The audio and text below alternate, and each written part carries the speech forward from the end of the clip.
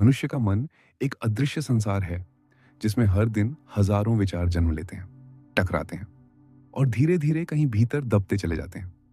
बाहर से व्यक्ति सामान्य दिखाई देता है, लेकिन भीतर एक निरंतर संवाद चलता रहता है। अधूरे सवाल, अनकही भावनाएं और अनसुलझे अनुभव। जब ये सब एक सीमा से अधिक हो जाते हैं तो मन विचार नहीं रहता, बल्कि शोर बन जाता है। यही शोर आगे चलकर तनाव, चिंता और बेचैनी का रूप ले लेता है। ऐसी अवस्था में केवल समझाना पर्याप्त नहीं होता। मन को एक सुरक्षित रास्ता चाहिए, बाहर निकलने का रास्ता। यही रास्ता है जर्नलिंग।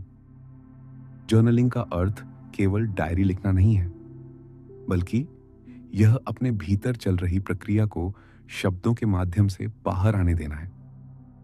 यह आत्मविश्लेषण या सेल्फ इंप्रूवमेंट का प्रयास नहीं, बल्कि एक प्रकार का इमोशनल वेंटिलेशन है, जहां भावनाएं बिना रोके, बिना सजाए और बिना जांचे बाहर आ सकती हैं। Writing is not about explaining life, it is about unloading what the body is carrying. मन के भीतर जो कुछ भी उठता है वह अभिव्यक्ति चाहता है। हर भावना, चाहे वह डर हो, क्रोध हो, दुख हो या अनकही थकान, स्वयं को बाहर लाना चाहती है। जब उसे शब्द नहीं मिलते तो वह शरीर में उतरने लगती है। जो भावना बोली नहीं जाती वह मांसपेशियों में कसाव बन जाती है। जो आंसू बाहर नहीं आते वे सीने में भारीपन बन जाते हैं। और जो विचार बाहर नहीं निकलते वे भीतर दबाव बनाकर जमा होने लगते हैं। लिखना इसी दबाव को सुरक्षित रूप से बाहर रखने का माध्यम है। जिस प्रकार शरीर में विषैले तत्व जमा हो जाए तो उन्हें बाहर निकालने के लिए डिटॉक्स की आवश्यकता होती है, उसी प्रकार मन में भी मानसिक विष, मेंटल टॉक्सिन्स जमा होते रहते हैं। अधूरी इच्छाएं, दबे हुए भाव, अनकहे शब्द, पुराने अनुभव और भविष्य की चिंताएं। जर्नलिंग इन सब का एक सरल मानसिक डिटॉक्स है, जो धीरे धीरे मन को हल्का और स्पष्ट बनाता है। यह प्रक्रिया केवल भावनात्मक नहीं, बल्कि जैविक, बायोलॉजिकल भी है। भावनाएं केवल विचार नहीं होती, वे नर्वस सिस्टम में दर्ज होती हैं। जब कोई भावना व्यक्त नहीं होती तो वह लिम्बिक सिस्टम, विशेषकर एमिगडाला में दबाव बनाकर बैठ जाती है, जहां भय और सुरक्षा का अनुभव संसाधित होता है। जब व्यक्ति लिखना शुरू करता है तो प्रीफ्रंटल कॉर्टेक्स सक्रिय होता है, जो भाषा और क्रम से जुड़ा है। इससे मस्तिष्क को अपनी ही प्रक्रिया को देखने की क्षमता मिलती है। धीरे धीरे भावनात्मक तीव्रता कम होने लगती है और व्यक्ति को हल्कापन महसूस होता है। यह केवल भावनात्मक राहत नहीं, बल्कि न्यूरल रिलीफ है, भावनाओं का शरीर से कागज पर स्थानांतरण। लिखना इसलिए प्रभावी होता है क्योंकि इसमें कोई प्रतिक्रिया नहीं होती, न कोई जज, न कोई सलाह, न कोई परिणाम। नर्वस सिस्टम इसे खतरे की तरह नहीं देखता, इसलिए शरीर धीरे धीरे शांत अवस्था में लौटता है। Writing allows honesty without consequences. अधिकांश लोग जर्नलिंग से इसलिए डरते हैं क्योंकि वे इसे सोचने का एक और तरीका मान लेते हैं। सही शब्द ढूंढना, वाक्य सुंदर बनाना या दिन भर का विवरण लिखना। परंतु यह जर्नलिंग नहीं, बल्कि सोच को दोहराना है।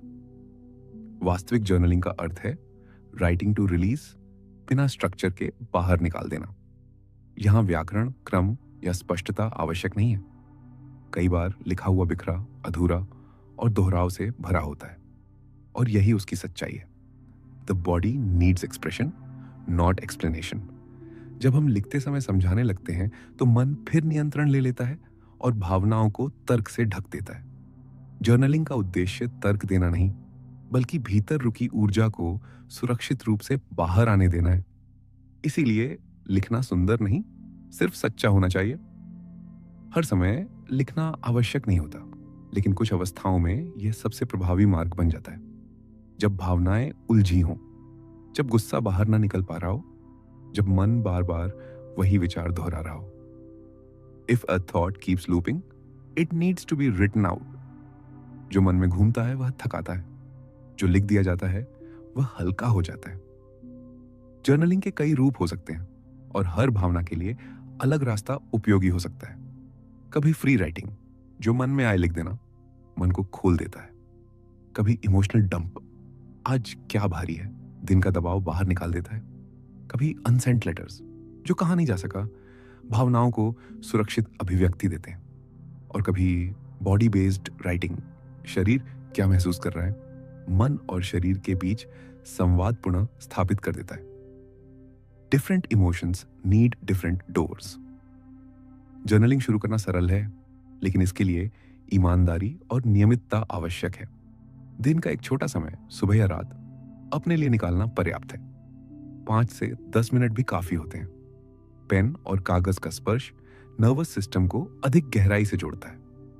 यहां भाषा, व्याकरण या सुंदरता का कोई महत्व नहीं होता। सबसे महत्वपूर्ण है सच्चाई।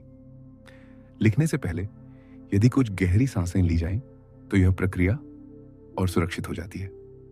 श्वास शरीर को संकेत देती है कि अब बाहर निकालना सुरक्षित है। यदि लिखते समय भावनाएं तीव्र हो जाएं, तो थोड़ी देर रुककर सांसों पर ध्यान देना पर्याप्त होता है। Breath keeps writing safe and writing keeps breath honest. हालांकि कुछ सावधानियां भी आवश्यक हैं। यदि जर्नलिंग बार बार पुराने आघात, ट्रॉमा को दोहराने लगे, या यह सेल्फ ब्लेम में बदल जाए, या लिखने के बाद बेचैनी बढ़ जाए, तो यह रिलीज नहीं बल्कि रीएक्टिवेशन हो सकता है। इसलिए एक सरल नियम याद रखना चाहिए। पहले संतुलन, रेगुलेशन, फिर अभिव्यक्ति, एक्सप्रेशन। यह भी समझना आवश्यक है कि जर्नलिंग कोई चिकित्सा, मेडिकल ट्रीटमेंट का विकल्प नहीं है।